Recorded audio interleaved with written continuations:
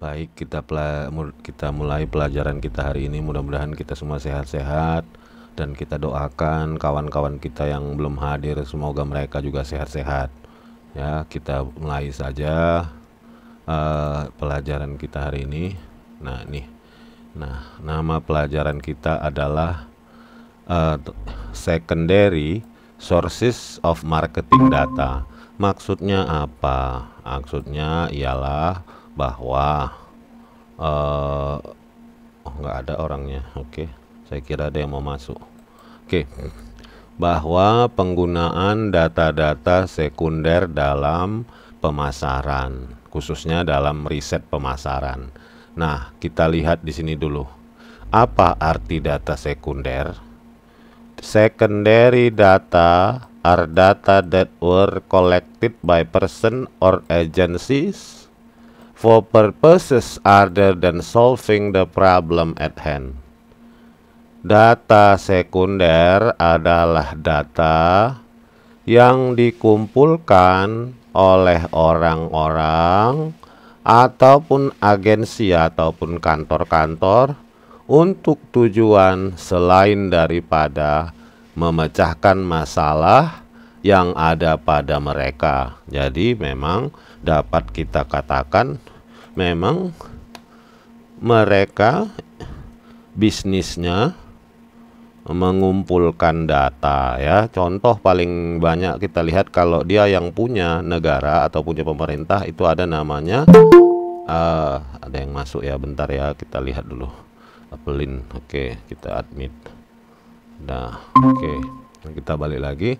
Nah, ada contohnya yang punya negara atau pemerintah ini memang kerja dia hanya ngumpulin data aja, namanya BPS atau Badan Pusat Statistik. Nah, jadi dia ada. Nah, satu lagi ada yang punya swasta. Ada yang saya tahu apa websitenya ya, dia kumpul-kumpuli data-data, saya lupa apa, Indodata atau apa kemarin itu ya, dia jual. Nah, jadi ada orang butuh data penjualan, dia memang menjual, dikumpulinya seluruh Indonesia, dia jual lagi. Jadi bisnis dia memang itu. Tapi kalau yang punya negara ini atau punya pemerintah, dia tidak bayar. Nah, bisa kita peroleh. Jadi itulah contoh-contoh data sekunder. Nah, kalau kita lihat, inilah dia. Kalau dibuat secara grafis ya, sumber data. Data sumbernya dari primer, data sekunder. Data sekunder itu bisa dari internal, bisa juga dari eksternal. Nah, kalau internal itu jelas dia karena semuanya berasal dari dalam perusahaan, baik dari sales, baru marketing, biaya, baru distribusi, maupun feedback dari pelanggan. Nah, ya. Jadi jelas kalau dia yang dari dalam. Yang kalau dari luar, di sini bisa kita lihat ya. Nah, pertama ada data-data yang dipublikasikan.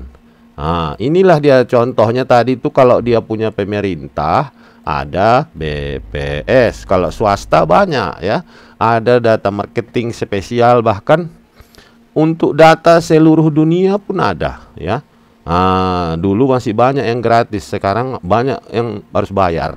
Contoh, kalau kalian perlu data mengenai kelapa sawit, ada data-data kelapa sawit ya. Nah, kita lihat lagi. Ada sumber eksternal itu yang bersumber dari marketing, data marketing yang sudah distandarisasi. Jadi sudah memiliki standarnya, dia ditetapkan. Data eksternal juga bisa. Ini yang paling sering dipakai orang sekarang ini, dari internet. Ya, kita lanjut lagi. Kalau data-data yang eksternal dan sudah terstandar, dia inilah dia. Kita lihat di sini banyak kali kan. Di sinilah. Ya kalian baca nanti ya. Kalau dia dari internet, bisa juga dari blog, dari website, dari kompetitor kita. Nah, banyak dia kan. Nah, kita lanjut lagi. Penggunaan data sekunder. Ini banyak ini, bisa kita lihat di sini. Ya, kita ringkas-ringkas saja ya. Dia informasi untuk memecahkan permasalahan yang sedang diinvestigasi. Kedua, kita lihat sebagai sumber yang berharga untuk ide-ide baru. Betul itu ya. Jadi kadang kita ada ide tapi tidak punya latar belakang atau data-datanya. Contoh lah ya, kalau sering itu yang saya lihat gitu kan, di Instagram sering saya lihat itu orang-orang banyak kali di situ menjual kursus-kursus online. Ya kan, kadang ada kursus yang sering saya lihat itu kursus Excel, ada kursus untuk Word, murah-murah dia jual. Kadang-kadang cuman 39.000. Nah, 39.000 per paket katanya gitu, sering saya lihat ya. Jadi menarik juga bagi saya gitu. Kalau 39.000 kursus ya, jadi pernah saya beli itu kursus Excel 39.000 katanya. Rupanya kursusnya itu banyak berupa buku. Dikasihnya lah kita buku-buku. Baru dikasihnya lah kita video. Jadi dia bisa jual karena satu paket cuma 39.000 karena dia berupa buku hanya video. Video-videonya pun video tutorial. Jadi kalau nanti di situ kan kita dibilangnya, kan sering itu nanti kita ada pertanyaan. Nah, disuruhnya kita masuk ke grup grup Telegram yang paling sering ya kan. Masuklah kita di situ. Katanya di situ kita tanya jawab. Ya kan, tapi kadang-kadang banyak kali anggotanya di grup itu tapi tidak aktif gitu. Kadang kan kita malu bertanya ya kan. Akhirnya dia mengasih solusi lagi. Kalau masih kurang paham, kurang paham, bisa kursus privat, maksudnya langsung one on one. Nah, ini harganya mungkin 500.000 satu paket. Ya, sering, jadi pintar sekali dia ya kan. Jadi dia tidak dikatakan berbohong. Nah, kayak gini saya tertarik gitu. Sekarang banyak kali yang bikin begini di Instagram, saya lihat di Facebook juga ya. Jadi mula-mula dipancing dengan harga 39.000. Isinya cuma buku-buku, baru video, baru boleh nanti masuk grup. Kalau nggak puas juga tanya jawab di situ, baru boleh les privat secara online. Nah, ya. Jadi itu teknik marketing yang menurut saya itu luar biasa, pandai dia kan, luar biasa itu. Pertama pancing dulu harga murah. Ya kan, dipancingnya harga murah, orang tertarik. Nggak ngerti lah orang karena cuman menonton. Nah, ya akhirnya disuruh kursus. Ya. Oke, jadi itu kita lihat di situ, itulah salah satu cara yang dilakukan orang-orang yang sekarang ya. Nah, itu kita kalaulah kita punya data yang seperti itu ya, bisa juga nanti menjadi ide baru bagi kita mau macam mana lagi. Ya, coba dulu saya tanya dulu ke Len. Kalau si Evelyn, kau pernah beli kursus yang kayak gitu, Evelyn? Atau pernah? Kalau online nggak pernah Pak, cuman langsung aja. Yang diiklan-iklankan di Instagram atau Facebook gitu, cuman 39.000, berapa gitu? Nggak pernah ambil Pak, yang ada itu langsung ke tempatnya. Tapi dari iklan sih Pak. Dari iklan juga ya? Iya, itu. Itu ya, jadi dari situ kita bisa belajar ya kawan-kawan semua, bahwa sekarang ini udah canggih orang. Pertama dipancingnya dulu, sudah baru kemudian nanti kalau udah tertarik baru boleh one on one, bayarnya lebih mahal. Nah, selanjutnya bisa kita lihat data sekunder itu juga dijadikan prerequisite. Artinya dia itu digunakan sebagai persyaratan awal. ya kan? Awal. Nah, ini contoh lah ya kan. Ini sering ini, ya kan? Nah, kita mau inilah sekarang kita mau melihat judulnya kece-eceknya pengaruh harga, harga dan lokasi terhadap minat beli mie gacoan. Kita umpamanya kan mie gacoan yang mana? Mie gacoan Jalan Dr. Mansur, ecek-eceknya. Ya kan? Jadi, nah, supaya ini kan nanti kita kalau udah judulnya seperti ini, ya harga, lokasi, minat beli, ini kan nanti pasti yang kita tanya siapa? Yang pasti orang-orang yang membeli. Itu namanya data primer. Ya kan? Itu data primer. Tetapi untuk sebelum itu kita perlu umpamanya harga lokasi. Nah, untuk harga ini kita perlu mungkin gini ya kan, data-data penjualan. Berapa banyak sebetulnya penjualan produk mie di Kota Medan. Nah, dari mana kita dapat?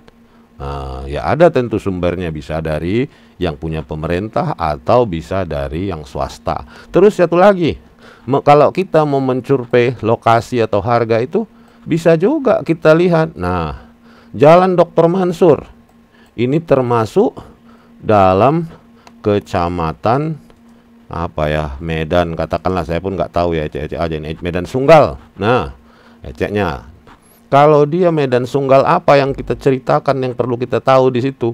Nah, di sini kita bisa lihat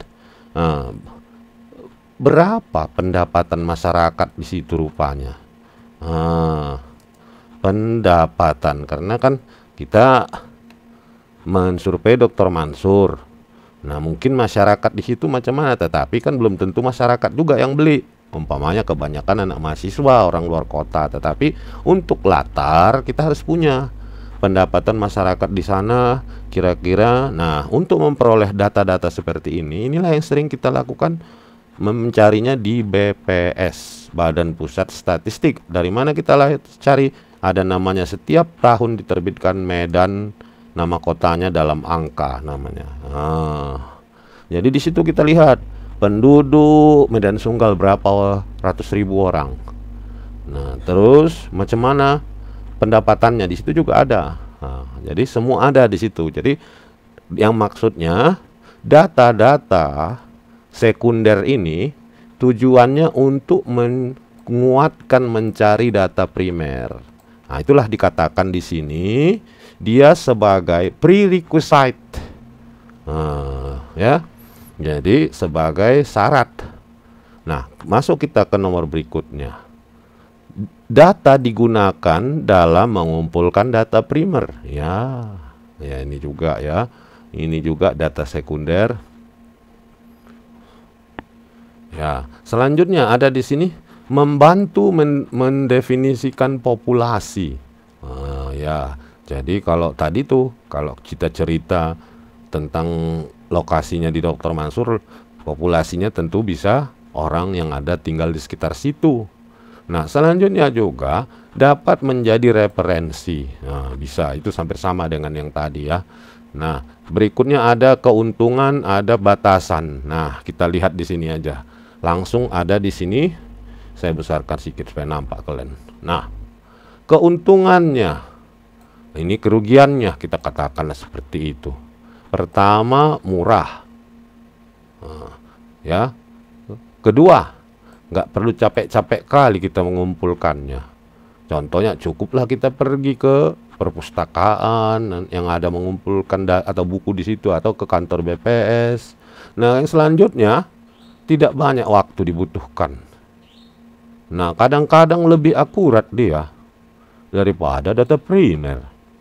Selanjutnya, kadang informasi bisa diperoleh juga dari data sekunder saja, nggak perlu kita melihat lapangan. Nah, keburukannya, pertama, collected for some other purpose. Ya, jadi kadang-kadang cara mengumpulkannya itu sebenarnya bukan seperti yang mau kita teliti. Contoh kayak tadi ya, di situ ada kita butuhkan pendapatan masyarakat yang tinggal di ke kecamatan Medan Selayang, Medan Sunggal atau Medan apalah. Itu tujuannya dicatat, dikumpulkan bukan untuk melihat yang mau beli mie gacoan. Itu dikumpulkan untuk mengetahui faktor-faktor ekonomi yang ada di kota Medan. Cuman dikumpul per kecamatan. Ya nggak mungkin lah dikumpulkan khusus untuk yang beli mie gacoan, ya kan, tak mungkin.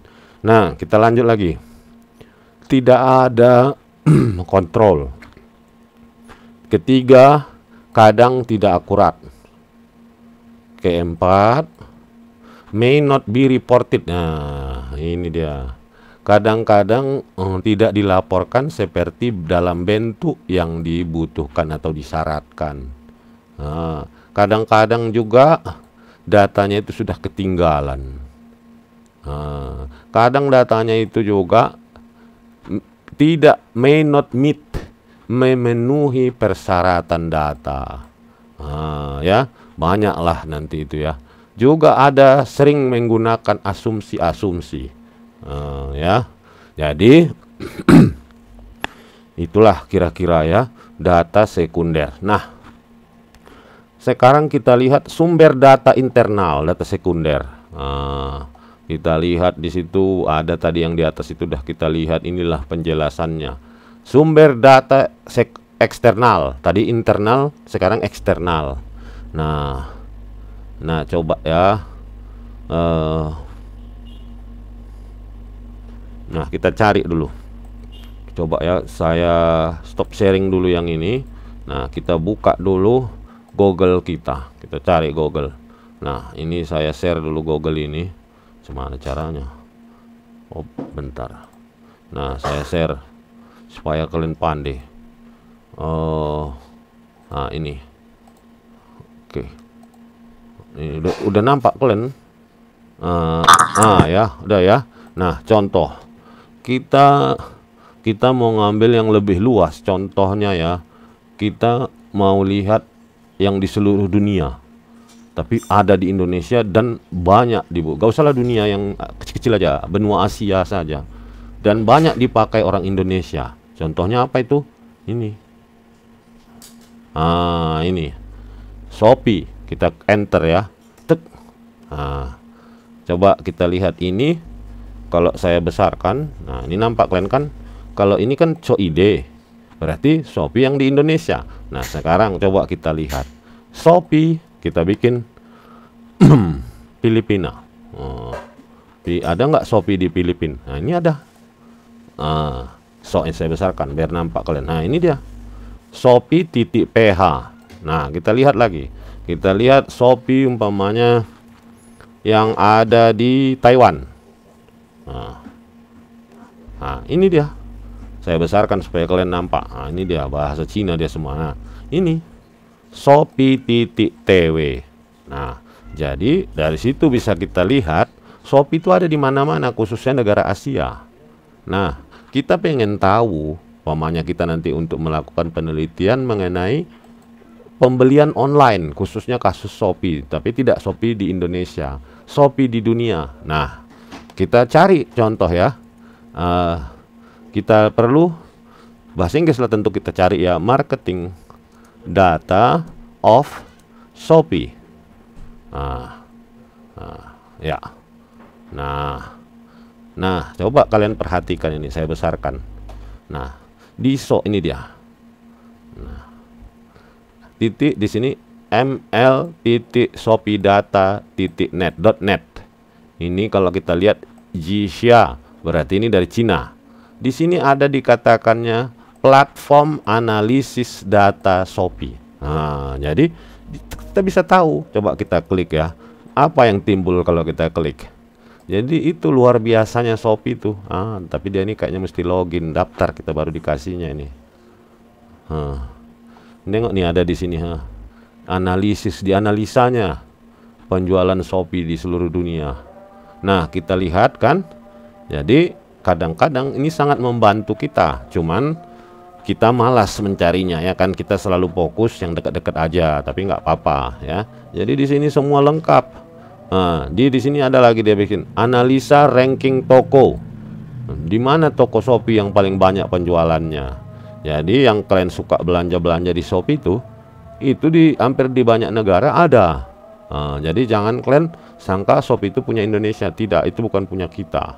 Nah, jadi itu udah paham kalian sekarang kan? Jadi bahwa sekarang ini dalam marketing itu sering terkoneksi dengan dunia. Karena sekarang banyak kita lihat toko-toko online, bahkan perusahaan-perusahaan itu di Instagram kita lihat kadang-kadang pusatnya bukan di Indonesia. Nah, kita lanjut lagi ya. Nah, kita lanjut lagi sekarang ini. Oke. Nah, nih tadi data-data eksternal yang sudah dipublikasikan. Nah, banyak sekali ya yang bisa kita cari, kita jadikan sebagai referensi nanti kalau kita meneliti. Nah, makanya bagaimana cara mencarinya, Pak? Ya, kita coba saja apa ya, Google. Ya, kita Google, kita cari, kira-kira kita ketik pakai bahasa Inggris supaya lebih cepat dapatnya. Jangan bahasa Indonesia. Kalau bahasa Indonesia kadang-kadang nggak ligat dapatnya nanti yang di Indonesia saja ya. Nah, kita lanjut lagi. Ini sumber-sumber eksternal tadi ya, banyak dia. Nah, ada juga data yang diperoleh dari database komputer. Nah, ini juga sama ya, dari eksternal juga ini, bukan dari apa. Nah, ini dia contohnya dibikinnya. Computer Retrievable Database. Data basis data yang bisa ditarik oleh komputer. Nah, contoh metode didasarkan pada metode penyimpanan dan penarikan informasi. Kedua, berdasarkan jenis informasinya. Kalau metode penarikannya tadi ada online, ada pakai CD. Nah, CD-ROM. Ada pakai kalau yang berdasarkan informasinya berdasarkan sumber maupun referensinya. Nah, di sini bisa kita lihat ya. Nah, kok jadi besar kali? Nah, ini dia. Kalau dia bisa online, tapi pada umumnya ini kalau dia online, orang sekarang ini kan apa ya, sikit-sikit berbayar. Nah, ya. Dulu saya ingat masih waktu saya meneliti tentang harga apa ya, ekspor ke Cina, tentang data-data ekspor Indonesia mengenai apa dulu ya, saya teliti ada di YouTube saya, itu pernah saya bikin, dapat datanya itu ada di dunia ini yang mencatat untuk produk katakanlah kayu manis, contoh kayu manis yang dijual Indonesia ke Cina itu ada. Dulu itu masih gratis dia, sekarang saya buka lagi websitenya harus bayar kita mengambil datanya. Jadi kalian bayangkan, dia kerjanya hanya ngumpulin data, berarti dikumpulinya lah setiap, katakanlah dalam setiap bulan Januari sampai ke Desember. Ini pokoknya kita ambil dia, kita butuh data kayu manis. Nah, ya kan, kayu manis yang macam mana? Yang diekspor dari Indo ke Cina. Nah, jadi dia selalu mencatat gitu. Ya, jadi dia catat semua data-datanya. Kalau kita pikir kan ngapain lah dicatat kawan ini ya kan, tapi ternyata dia jual itu semua. Kenapa dijual? Pasti ada orang butuh data nanti. Contohnya orang yang perlu mau berbisnis kayu manis ke Cina nanti pasti. Ya, jadi ada perusahaan, nah dijualnya bisa secara online, tapi tetap harus bayar dulu baru dikasihnya, atau dalam berbentuk CD. Bisa dia melalui langsung, bisa melalui vendor atau dari produsennya langsung. Jadi kita tinggal terima bersih. Nah ya, karena kita cari pun di Indonesia kadang sulit mendapatkan data-data tersebut ya. Nah, ini kita lihat lagi. Ini nggak usah kita peka, nanti kalian baca-baca saja sendiri ya. Nah, ini dia tadi berdasarkan yang bisa ditarik dari komputer katanya ini. Ini contohnya ada keburukan dari data-data yang nah sekarang ada namanya data sensus. Ya. Nah, kalau yang sering kalian lihat ya, di Indonesia itu setiap satu dekade itu sama dengan 10 tahun. Itu selalu biasanya diadakan pencatatan jumlah jumlah penduduk. Inilah namanya sering digunakan, yaitu sensus penduduk. Jadi dicatatlah, nanti setiap rumah didatangi, nanti ada namanya enumerator, orang-orang yang mengumpulkan. Nah, nanti biasanya di rumahnya itu nanti di atas pintu ruang tamunya itu dipasanglah nanti stiker. Stiker disitulah ditulis berapa orang yang tinggal di rumah itu. Nah, cobalah kalian lihat rumah kalian, entah ada di atas pintu ruang tamu kalian ada dibikin di situ ya. Jadi belum, kadang memang udah lepas, kadang nggak ada lagi. Tapi ya, biasanya seperti itu. Nah, data sensus kita lihat dulu. Dalam demografi, kependudukan, ekonomi maupun sosial, ya, data statistik mengandung data sensus yang memiliki aspek penting dalam marketing. Ya, jangan kalian kira kenapa pemerintah capek kali menghitung seluruh penduduk Indonesia itu. Ya, biasanya per 10 tahun, tapi sekarang saya nggak tahu per berapa tahun ya. Kadang-kadang kan berubah. Ya, udah berubah.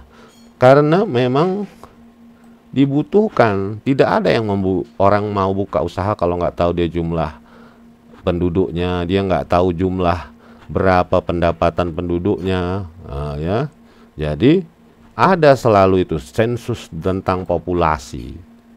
Kemudian ada tentang perdagangan eceran. Nah, sebentar ya, saya buka dulu contoh data yang ada sama saya biar kalian tahu kalau itu memang betul ada. Ya, jangan kalian kira tidak ada data yang dikumpul-kumpulkan orang yang kalau kita sendiri kalau nggak perlu rasa kita nggak penting. Tapi kalau kita perlu, baru kita cari-carian. Nah, sebentar saya cari dulu, saya tunjukkan data-data yang dikumpul-kumpulkan yang kadang-kadang kita nggak perlu. Bentar ya, saya cari dulu.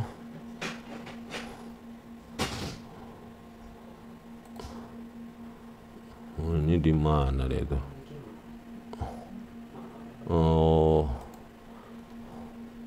Data. Kita cari lagi penduduk.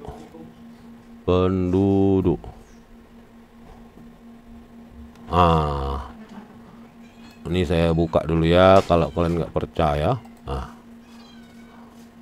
Nah, ini saya tunjukkan. Ini saya share sama kalian supaya kalian nampak. Nah, coba kalian lihat itu. Coba dulu kalian lihat di situ. Coba dulu Arta Elizabeth. Yang kau lihat itu apa di situ judulnya Arta Elizabeth? Apa yang kau lihat di situ?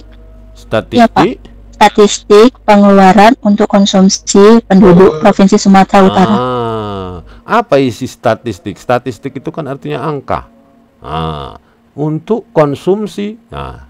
Berarti di sini akan dituliskan berapa banyak uang yang dikeluarkan masyarakat atau penduduk Sumatera Utara untuk konsumsi saja. Ini contohnya kan tahun 2018 ini.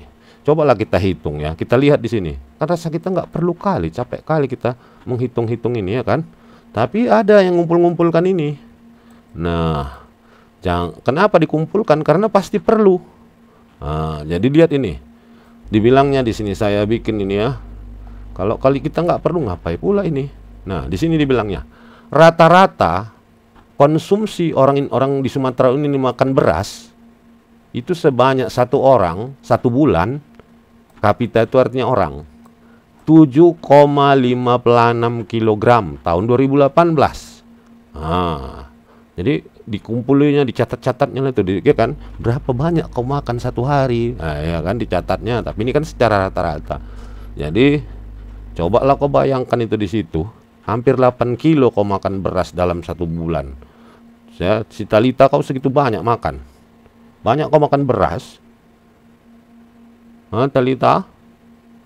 Enggak lah, Pak. Jadi nggak sampai kau 8 kilo. Ya. Jadi di ini kan dibilangnya di sini, rata-rata mengkonsumsi beras di Sumatera Utara mencapai 7,56 kilogram per kapita per bulan. Ya kan? Nah, coba lagi dilihat kesimpulannya di sini. Rata-rata konsumsi beras penduduk di perkotaan lebih rendah dibanding pedesaan. Jadi orang desa lebih banyak makan beras daripada orang kota. Kata siapa itu? Jadi kalau kau nanti bicara, orang kota mana mau makan banyak-banyak. Orang kota tuh suka jajan yang manis-manis, gak suka yang makan beras-beras. Kata siapa? Ada sensusnya. Udah disurvei sama BPS di tahun ini 2018. Nah, kalau dia semakin tinggi, saya rasa kalau di 2025 sekarang barangkali tidak lagi hampir 8 kilo per orang makan beras. Kenapa? Kayak sekarang ini banyak kali orang diet apalah, ya kan, diet nggak makan beras, nggak makan ini. Inilah contoh data sensus. Nah, ini kan kata sumut.bps.go.id. Nah, ini orang ini yang ngumpul-ngumpulkan data itu. Kalau kita nggak perlu, apa pula orang ngumpul-ngumpulkan orang makan beras berapa banyak. Nah, kalau seandainya kamu nanti pingin apa, mau buka bisnis lah katakan, mau jualan beras, di mana cocoknya? Ya tentu kita lihat yang mana yang paling banyak makan beras. Nah, ini lagi katanya hasil pengumpulan data dia, pengeluaran per bulan per orang. Kalau di desa 857.000 per bulan. Kalau di kota 1.130.828.000 per bulan. Nah, coba kalau aku tanya kalian, siapa yang mau mengumpul-ngumpulkan ini? Ya kan, tak ada orang mau nanya-nanya ini penduduk desa itu berapa pengeluaranmu per bulan. Nah, tidak ada. Tapi apakah ini dibutuhkan? Pasti butuh. Siapa yang mau? Coba saya tanya dulu ya, saya stop dulu sharing. Nih ya, coba logika kalian dulu. Pengeluaran data pengeluaran ini. Coba dulu ya, saya tanya dulu si Evelyn Priska. Si Elin dulu, si Elin. Elin, siapalah yang bisnis atau orang yang bagaimanalah yang perlu tahu berapa pengeluaran penduduk di Sumatera Utara nih? Di desa berapa, di kota berapa? Pengusaha yang mau ngapailah dia itu? Kira-kira. Misalnya di bidang kuliner, Pak. Iya, ya betul. Dia mau buka bisnis kuliner, tapi bukan kuliner kecil-kecilan berarti dia kan. Dia mau bisnis mungkin untuk satu provinsi. Dia perlu tahu berapa sih uang penduduk masyarakat kalau di kota di Sumatera Utara, kalau di desa bagaimana. Jadi kadang-kadang kalau kita nggak perlu, kita nggak heran nengoknya kok ada orang ngumpul-ngumpulkan kayak gitu. Nah, bayangkan ya, saya share lagi. Bayangkan kalau seandainya ya, ini kan yang gratisan dari pemerintah. Kita harus bayar loh kalau kita mau beli yang kadang-kadang untuk lebih rinci. Ada tuh perusahaan-perusahaan swasta kerjanya mengumpulin data saja. Coba saya baru ingat ya, ada dulu yang nama perusahaannya pun, aduh bentar ya, coba dulu ya. Kita cari di sini, ada dulu dia khusus menjuali data aja. Ini coba ya. Ini coba Kata Data Indonesia. Data box. Lihat nih ya. Kita lihat, ini khusus ekonomi dan bisnis. Coba kalian lihat di sini. Ini saya besarkan. Di atas sini, coba ini. Ada berlangganan, ada masuk. Berarti kita bayar. Ya. Supaya bisa berlangganan, bisa kita memperoleh data-data bisnis dan ekonomi. Nah, ini kan ada, lihat nih saya besarkan. Nama websitenya databox.katadata.co.id. Ya, di sini dia ini datanya lengkap. Apa kita mau cari? Ini ya, harga saham ini. Ini bahkan per hari dia pun bisa dikumpulkannya. Tapi kalau kita meneliti kan jarang kita butuh hanya 1 hari saja. Mungkin kalau per hari masih gratis. Ini kalian lihat nih ya. Indeks harga saham gabungan 25 Januari sampai 25 Februari. 1 bulan. Ini dikasihnya gambarnya. Boleh diunduh dia. Tapi ini sedikit-sedikit mungkin boleh. Sama kayak yang jualan di Instagram itu.